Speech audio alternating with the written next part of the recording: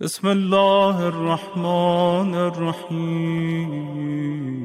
دعا کی قبولیت کا بہترین وقت اگر کوئی ہے تو وہ ہے شب جمعہ. اور جمعہ روایت میں موجود ہے، بڑی عجیب و غریب روایت میں نے پڑھی ہے، اور وہ روایت یہ ہے ناظرین محترم کہ 6000 وہ افراد جن کے اوپر جہنم واجب ہوتا ہے، یعنی اللہ کی طرف سے یہ بالکل طے ہے کہ یہ جہنم میں جائیں گے 6000 آدمی، مگر جب شب جمعہ آتی ہے تو اللہ کی رحمت جوش میں آ جاتی ہے اور اللہ 6000 ایسے افراد کو جن کا نصیب جہنم تھا خالی شب جمعہ کی برکت سے معاف کر دیتا، انہیں جہنم سے آزاد کر دیتا. یہ ہے شب جمعہ. اسی شب جمعہ میں مانگنا اگر ہے تو ایسے بندے سے نہیں مانگنا جو مانگنے سے دور ہو جائے. اگر مانگنا ہے تو اس معبود سے مانگو یا اہل بیت اطہار سے مانگو جن کا دعویٰ ہے ہم اس کے قریب ہو جاتے ہیں جو ہم سے مانگتا ہے. اہل بیت کے یہاں رشتے مضبوط ہو جاتے ہیں مانگنے کی وجہ سے. اللہ کا رشتہ بندے سے مضبوط ہو جاتا ہے مانگنے کی وجہ سے. وہ معبود دیکھیں مامور اٹھ جائے جلدی سے راضی نہیں ہوتا. حد یہ ہے کہ باپ روٹ جائے بیٹے سے جلدی راضی نہیں ہوتا. ماں روٹ جائے مجسمہ محبت ہے ماں، اس سے بڑھ کے کسی کی محبت ہی نہیں ہے. ہر ایک کی محبت میں ملاوٹ ہو سکتی ہے مگر ماں کی محبت میں ملاوٹ نہیں ہے. وہ ماں بھی دیر کر دیتی ہے راضی ہونے میں. سب سے زیادہ جلدی اگر کوئی راضی ہوتا ہے تو اس کو کہتے ہیں معبود. وہ ہے پروردگار، وہ ہے ہمارا خدا، وہ ہے ہمارا مالک. اسی لیے مولا کائنات اصل میں یہ دعا اس کے بارے میں آپ کو بتانا چاہتا ہوں. یہ دعا دعائے خضر علیہ الصلوۃ والسلام. دعائے خضر، جناب خضر ایک نبی اللہ کا بندہ ہے. جناب خضر وہ ہیں کہ جو امام زمانہ کے آج بھی انتظار میں زندہ ہیں. اسی لیے میں کہنا چاہتا ہوں اپنے مسلمان بھائیوں سے آج کی اس مجلس میں کہ وہ تعجب نہ کریں کہ امام زمانہ اب تک کیوں زندہ ہیں جبکہ ان کی تاریخ میں لکھا ہوا ہے کہ جناب عیسیٰ اب تک زندہ ہیں، جناب خضر اب تک زندہ ہیں. بتائیے جب جو ان سے پہلے نبی ہیں جب وہ زندہ ہو سکتے ہیں تو پھر جب وہ امام آئے گا جس کے پیچھے یہ انبیاء بھی نماز پڑھیں گے تو وہ زندہ کیوں نہیں ہو سکتا؟ یہ تو ایک خیر جملہ معترضہ تھا جو میں نے آپ حضرات کی خدمت میں بیان کر دیا، خالی یہ سمجھانے کے لیے جوانوں کو کہ خالی امام زندہ نہیں ہے. امام سے پہلے جناب خضر زندہ ہیں، آج تک جناب عیسیٰ زندہ ہیں، آج تک یہ انبیاء ہیں، امام زمانہ سے بہت پہلے ہیں. تو اگر آپ کو عمر پہ اعتراض کرنا ہے تو پہلے ان کی کیجئے، یہ امام تو بعد کے ہیں. امام زمانہ جل فرج خضر. خضر کے معنی عربی زبان میں ہوتے ہیں سبز و شاداب، جسے کہتے ہیں ہریالی. جناب خضر اس لیے زندہ ہیں کہ جب امام زمانہ آئیں گے تو امام زمانہ سے پہلے جس زمین کے علاقے سے بھی جناب خضر گزر جائیں گے وہی زمین ہری بھری ہو جائے گی اور پوری کائنات کو ہرا بھرا کر دیں گے، سبز و شاداب کر دیں گے جناب خضر، تاکہ مومن آرام سے زندگی گزار سکے. یہ جناب خضر ہیں جو ابھی تک انتظار میں ہے، اور یہی جناب خضر ہیں جو جناب موسیٰ جن کے پاس گئے تھے تعلیم لینے کے لیے. قرآن مجید کا قصہ سورہ کہف میں موجود ہے. یہ میرا موضوع نہیں. یہ دعا دعائے کمیل جسے آپ کہتے ہیں دعائے خضر ہے، اور یہ دعا امام علیہ الصلوۃ والسلام نے اس وقت تعلیم کی کہ کمیل کون ہے پہلے سن لیجئے. کمیل ایک صحابی ہے امام علی کا اور امام حسن مجتبیٰ کا. دو اماموں کا صحابی ہے، امام حسن مجتبیٰ کا بھی اور امیر المومنین کا بھی، اور خود امام حسین کے زمانے میں موجود ہے. یہ کمیل سن 83 ہجری میں دنیا سے رخصت ہوا ہے. اس کے بارے میں علماء نے لکھا کہ کمیل یمن کا رہنے والا تھا، یا تو نبی کی ہجرت سے 7 سال پہلے پیدا ہوا یا نبی کی ہجرت کے 12 سال بعد پیدا ہوا. دو قول ہیں، دو نظریے جو میں نے ریسرچ کی ہے اس کے بارے میں. کچھ علماء کہتے ہیں صحابی رسول تھا، کچھ کہتے ہیں صحابی رسول نہیں تھا، نبی کے انتقال کے بعد، نبی کی وفات کے بعد پیدا ہوا. بہرحال آپ کوئی بھی نظریہ مانیے، چاہے تو رسول کا صحابی مانیے چاہے تابعی مانیے. امام کا صحابی تو ہے، یہ تو 100% ہے کہ علی کا صحابی ہے. امام حسن کا صحابی ہے، یہ بھی 100%. امام حسین کا صحابی ہے، یمن میں پیدا ہوا ہے، یا ہجرت سے پہلے یا ہجرت کے 12 سال بعد 12 ہجری میں کمیل پیدا ہوا. عاشق امیر المومنین تھا، محب امیر المومنین تھا. یہ انگلیوں پر گنے جانے والے نام ہیں جن میں سے کمیل تھا، جیسے مالک اشتر، جیسے ابو ذر، جیسے سلمان فارسی، جیسے میثم تمار. انہی میں ایک نام ہے کمیل ابن زیاد نقی قبیلے کا نام ہے. نبی نے دعا کی ہے اس قبیلے کے لیے، اتنا عظیم قبیلہ تھا اس کا، اس کے لیے نبی نے دعا کی. اور یہ جنگ صفین میں میرے مولا کے ساتھ میں جنگ صفین نقل کرتا ہے، کافی روایات نقل کرتا ہے اپنے مولا سے. کہتا ہے رات کا سناٹا, تو کمیل کہتا ہے رات کا سناٹا تھا, رات کے سناٹے میں چونکہ میرا دل چاہتا تھا زیادہ سے زیادہ وقت اگر میرا گزرے تو امیر المومنین کے ساتھ گزرے, میرے مولا کے ساتھ گزرے, میرے آقا کے ساتھ گزرے. اب آپ یہ بتائیے جس کا زیادہ وقت علی کے ساتھ گزرتا ہو, دن رات کوشش کرتا تھا اپنے مولا کے پاس رہنے کی, دن رات کہیں قبرستان میں جیسے ہم اور آپ جاتے ہیں سیدھا مولا بھی جاتے تھے. کہنے لگا مولا میں بھی آپ کے ساتھ قبرستان میں جانا چاہتا ہوں. کہا ٹھیک ہے چلو. مولا کے ساتھ قبرستان میں گیا, مولا کو مردوں سے کلام کرتے ہوئے دیکھا اور اس کے بعد کہتا میں نے سنا, اب خود نقل کر رہا ہے, سنا کیا سنا, کہتا میں نے مولا سے سنا کہ مولا قبروں سے کہہ رہے ہیں امت دورو فقط سکنت, یہ قبروں میں رہنے والوں تمہارے گھروں میں جن گھروں کو چھوڑ کے آئے تھے ان میں دوسرے لوگ آباد ہو گئے ہیں. وَأَمَّا الْأَمْوَالُ فَقَدْ قُسِمَتْ, اور وہ جو تم مال چھوڑ کے آئے تھے وہ مال تقسیم کر لیا گیا میراث کی شکل میں. اور جس زوجہ پہ بڑا فقر تھا اَمَّا الْأَزْوَاجُ فَقَدْ نُكِحَتْ, تمہاری بیویوں نے تمہارے مرنے کے بعد دوسروں سے شادی کر لی. یہ مولا خبر دے رہے ہیں مرنے والوں کو, اور کمیل نقل کر رہا ہے کہ میرا مولا کہتا ہے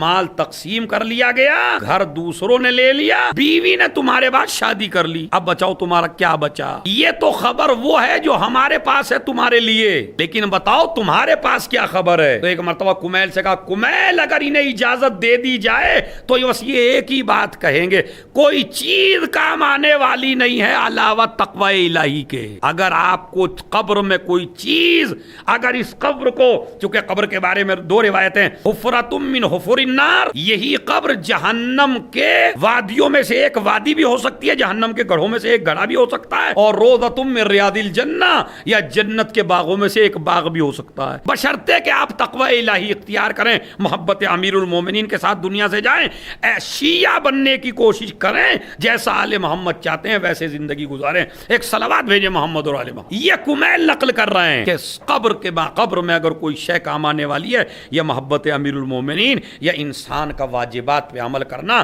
حرام سے بچنا. پھر یہی کمیل کہتا ہے کہ میں رات کے سناٹے میں جا رہا تھا اور میرا مولا رات کے سناٹے میں نکلا صحرا کی طرف, میں بھی اپنے مولا کے پیچھے پیچھے چلا. ہم کچھ گھروں کو سے کراس کر گزر رہے تھے تو میں نے دیکھا ایک قاری قرآن چھت پہ بیٹھا ہوا تلاوت کلام پاک کر, اور اتنی بہترین تلاوت کر رہا ہے. کمیل کہتا ہے میں جھومنے لگا, اتنا بہترین قاری, اس کو جنت میں جانے سے کوئی نہیں روک. میرے اور امیر المومنین کے درمیان کافی فاصلہ تھا, میرا مولا آگے تھا میں پیچھے تھا. اب میں نے زور سے نہیں کہی یہ بات, میں نے یہ بات دل میں کہی کہ یہ قاری قرآن جنت میں جائے گا. ابھی میں نے یہ بات کہی, میں نے کہی نہیں. پھر سنیے ناظرین محترم, کمیل کہتا میں نے کہی نہیں, اور 1-2 میٹر کا فاصلہ تھا میرے مولا کے اور میرے بیچ, اور رات کا سناٹا تھا, رات تاریخ تھی, اور میں یہ سوچ رہا تھا یہ قاری جنت میں جائے گا. جیسے ہی میرے ذہن میں آیا تو میرے مولا نے وہیں 2 کلومیٹر سے آواز دی, یا کمیل, اے کمیل, تجھے اس قاری کی تلاوت دھوکے میں نہ ڈال دے, اس کے لہجے میں نہ جانا, اس کی آواز پہ نہ جانا. انہو من اہل النار, یہ قاری جہنمی ہے, یہ قرات کرنے والا, یہ تلاوت کرنے والا جہنم میں جائے گا. اسی لیے نبی نے فرمایا رب قاری القرآن والقرآن یلعنو, کتنے ہی قرآن پڑھنے والے ایسے قاری ہیں وہ قرآن پڑھتے رہتے ہیں, قرآن ان پہ لعنت کرتا. کیوں؟ اس لیے کہ یہ قرآن مومن کے حلق سے نیچے نہیں اترتا بغیر محبت علی کی. اگر محبت نہیں ہے تو قرآن کام آنے والا نہیں ہے. ایک صلوات بھیجیں محمد اور آل محمد. اساسی سے نماز کے ساتھ, روزے کے ساتھ, قرات قرآن کے ساتھ اگر کوئی شے کام آئے گی تو وہ ہے محبت اہل بیت, محبت امیر المومنین. میرے مولا نے فرمایا کمیل, میں کہنے لگا مولا اندھیرے میں کیسے دیکھ لیا آپ, اور میں نے تو یہ بات کوئی کسی سے کہی بھی نہیں, مگر پھر بھی آپ نے کہا کمیل دھوکے میں نہ آنا, لہجے سے, لہجہ اچھا ضرور ہے مگر یہ جہنمی ہے. میں یہ بات سوچ ہی رہا تھا. اس کے بعد جب جنگ نہروان ہوئی, اور جنگ نہروان میں میرے مولا نے کافی لوگوں کو قتل کیا اور لاشیں زمین پہ پڑے ہوئے تھے, تو کمیل کہتا ہے میں مولا کے ساتھ جا رہا تھا. میرے مولا نے کہا کمیل رات کا واقعہ یاد ہے؟ کہا کون سا مولا؟ کہا جب میں آگے آگے تھا تم پیچھے پیچھے تھے, رات کا سناٹا تھا, ایک قاری قرآن تلاوت کر رہا تھا, تمہیں اس کی تلاوت اچھی لگی تھی, تم نے سوچا وہ جنتی ہے. کہا مولا واقعہ یاد آیا. ایک مرتبہ ایک میت کی طرف اشارہ کیا, ایک لاشے کی طرف. امیر المومنین کہتے ہیں کمیل یہ وہی قاری قرآن ہے جو میرے ہاتھوں مارا گیا ہے, یہ وہی ہے. میں نے نہیں کہا تھا جہنمی ہے, جو علی کے مقابلے پہ آ جائے وہ چاہے مرد ہو یا عورت ہو اس کا نصیب جہنم ہے. جہنم کے علاوہ کوئی شے اسے ملنے والی نہیں ہے. تو یہ ہے کمیل, یمن کا رہنے والا, عاشق امیر المومنین, 12 ہجری میں پیدا ہوا, جنگ صفین میں شریک رہا, ہر جگہ مولا کے ساتھ جاتا تھا. نہج البلاغہ میں بھی کافی وصیتیں ہیں جو کمیل نے نقل فرمائی ہیں. میرے مولا نے یہ فرمایا, میرے مولا نے یہ فرمایا, میرے مولا نے یہ فرمایا. یہ ہے کمیل. اور خالی عام موت نہیں مرا, خبر دی تھی اے کمیل تمہارے کتنے خوش نصیب ہو. کہا کیوں مولا؟ کہا تمہیں میری محبت میں قتل کیا جائے گا, اسی لیے قتل کرنے والا حجاج ابن یوسف ثقفی ہے. اور جب بلایا گیا تو کہا بتا تیرے, حجاج کہتا ہے بتا تیرے مولا نے کیا کہا. کمیل کہتا ہے میرے مولا نے کہا تھا تجھ جیسا ملعون مجھے قتل کرے گا. اور وہی سچ ہوا. کمیل کو شہادت ملی ہے, جنگ نہروان میں شریک رہا, جنگ صفین میں شریک رہا. اتنا بڑا صحابی ہے. اور کمال کی بات دیکھیے ناظرین محترم, یہ وہ صحابی ہے جس نے مرنے کے بعد ابھی علی کو نہیں چھوڑا. آج بھی کوفے میں دفن ہے, یعنی مولا کے پڑوس میں آج بھی دفن ہے. کمیل کا روزہ آج بھی موجود ہے. زائرین محترم جاتے ہیں اور دعائے کمیل پڑھتے ہیں. یہ تو ہسٹری تھی تھوڑی سی جناب کمیل کی, جو میں چونکہ وقت نہیں ہے, وقت زیادہ ہوتا جا رہا ہے. کمیل کی ہسٹری تھی. کمیل کہتا ہے کہ بصرے میں میرا مولا جامع مسجد میں بیٹھا ہوا تھا, بصرے کی تمام صحابہ بیٹھے ہوئے تھے. ایک شخص کھڑا ہوا, اس نے کہا, اور 15 شعبان کا دن تھا. دیکھیں دن بھی نقل کر رہا ہے. 15 شعبان تھی, مسجد تھی بصرے کی, میرا مولا منبر پہ تھا, خطبہ دے رہا تھا. ایک آدمی نے سورہ دخان کی 4 آیت پڑھی, یفرقو کل امر حکیم فیہا یفرقو کل امر حکیم. اس دن اس رات میں تمام لوگوں کے نصیب میں جو بھی ہے وہ لکھ دیا جاتا ہے. کہتے ہیں اس کے بعد اے کمیل کیا میں آپ کو کچھ تعلیم دوں؟ اب یہ جو باتیں ہو ہی رہی تھیں, کمیل کہتا ہے میں اپنے مولا کی خدمت میں گیا. مولا کا کس لیے آئے ہو؟ کہا مولا بتائیے کچھ. کہا میں تجھے آج ایک دعا بتاتا ہوں. اور اس کے بعد یہ جو دعا ہے دعا کمیل امام نے پڑھنی شروع. اور اس کے بعد 3 فائدے مولا نے خود ذکر فرمائے. دیکھیں وہ جو علماء بیان کرتے ہیں کہ بیماری ہے, فلاں ہے, ٹینشن ہے, وہ دور ہوتی ہے, وہ میں نہیں بیان کرتا. امیر المومنین نے کمیل سے جو دعا کمیل کے فائدے 3 بیان فرمائے. پہلی چیز, اے کمیل اگر آپ کے دشمن زیادہ ہو جائیں, اگر آپ کو پریشان کرنے والا زیادہ ہو جائیں, اگر آپ کی زندگی میں مصیبتیں لانے والے زیادہ ہو جائیں, یعنی آپ کے دشمن زیادہ ہو جائیں, اگر آپ چاہتے ہو کہ دشمنوں سے بچو, قبیلہ اکٹھا نہ کرو, قوم اکٹھی نہ کرو, خاندان اکٹھا نہ کرو, یہ سب دھوکہ دے دیں گے. میں ایک دعا ایسی بتاؤں گا کہ جب بھی پڑھو گے دشمن تمہارا کچھ نہیں بگاڑ پائے گا. اور پھر امام نے دعائے کمیل تعلیم یہ دعا دی. یعنی اگر دشمنوں سے بچنا ہو, دشمنوں کے شر سے بچنا ہو تو کون سی دعا پڑھو؟ دعائے کمیل. دوسرا فائدہ, اگر تمہارے رزق میں تنگی ہو جائے, تمہاری زندگی میں پرابلم آ جائے, مصیبتیں آ جائیں, اقتصاد کمزور ہو جائے, فقیر بن جاؤ, مسکین بن جاؤ, کھانے پینے کے لیے کچھ نہ رہے, زندگی دکھ بھری ہو جائے, تو جب رزق میں تنگی آ جائے تو امام فرماتے ہیں دعائے کمیل پڑھو. تیسری چیز امام فرماتے ہیں مولا علی, جب تمہارے گناہ زیادہ ہو جائیں اور گناہ کسی طرح معاف نہ ہو پائیں تو تم دعائے کمیل. باقی مرض کے لیے, ہر ٹینشن کے لیے, ہر پریشانی کے لیے یہ دعا ہے, یہ الگ ہے. امیر المومنین نے 3 بڑے فائدے بیان کیے, دشمنوں کے شر سے بچنا ہو, رزق میں تنگی ہو, اور اس کے علاوہ اگر آپ چاہتے ہیں ہمارے گناہ معاف ہو جائیں تو یہ دعا پڑھو. علی نے فرمایا دعائے کمیل میں, اے جلدی راضی ہونے والے. حسین نے کربلا میں بتایا جس کا بندہ اتنی جلدی راضی ہو جائے اس کا خدا کتنی جلدی راضی. ایک صلوات بھیجیں محمد, اے جلدی راضی ہونے والے,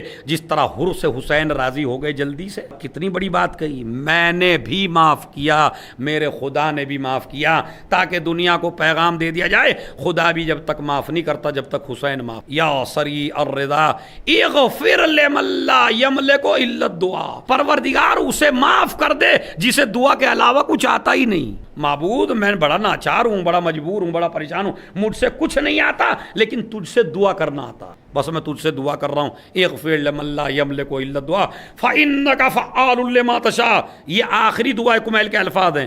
پروردگار تو ہر وہ کام کر سکتا ہے جسے تو چاہے. یا من اسمہ دوا و ذکرہ شفا. اے پروردگار تیرا نام ہی دوا ہے. دوائیں استعمال ضرور کریں, احتیاط ضرور فرمائیں, لیکن سب سے بڑی دوا ہے ذکر پروردگار. یا من اسمہ دوا, اے وہ ذات جس کا نام ہی دوا ہے. یا اللہ کی تسبیح پڑھیے انشاءاللہ وبا دور ہو جائے. وذکرہ شفا, تیرے ذکر میں شفا ہے. جناب موسیٰ کے پیٹ میں درد ہوا, پریشان تھے پیٹ کے درد سے, کیا کرے, پیٹ میں زیادہ درد ہے. جناب موسیٰ کو آواز آئی موسیٰ جنگل میں جاؤ, ایک گھاس اگا ہے ابھی, اس گھاس کو اس سے جڑی بوٹی لو اور اس کو پی لو. اب وہ گئے, وہ نیا گھاس اگا تھا, اس کو لیا اور پی لیا, شفا ہو گئی. 1 سال کے بعد پھر طبیعت خراب ہوئی, پھر پیٹ میں زیادہ درد ہوا. اب کیا اللہ سے نہیں پوچھا, پھر گئے جنگل میں اسی جڑی بوٹی کو لیا اور لے کے پی لیا, مگر پیٹ کا درد ختم نہ ہوا. کہنے لگے پروردگار پہلے یہ دوا استعمال کی تھی تو ٹھیک ہو گیا تھا, اب یہ دوا استعمال کر رہا ہوں تو مجھے ٹھیک نہیں لگ رہا ہے, بالکل ایسا ہی مریض جیسا تھا.